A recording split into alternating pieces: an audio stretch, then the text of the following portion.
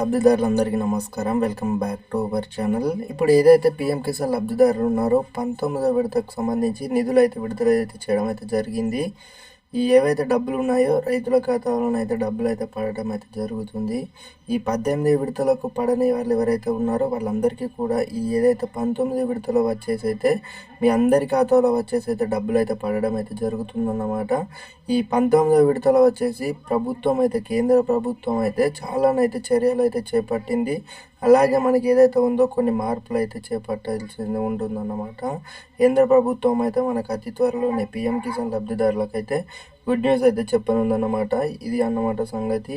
అలాగే ఈ వీడియో ఏదైతే ఉందో తోటి రైతులకు కూడా అందరికైతే షేర్ చేయండి. ఎందుకంటే పీఎం కిసాన్ లబ్ధిదారులు ఎవరైతే ఉన్నారో 19వ విడతకు సంబంధించి రైతుల ఖాతాలోనైతే నిధులు అయితే విడుదల చేయడం అయితే జరిగింది.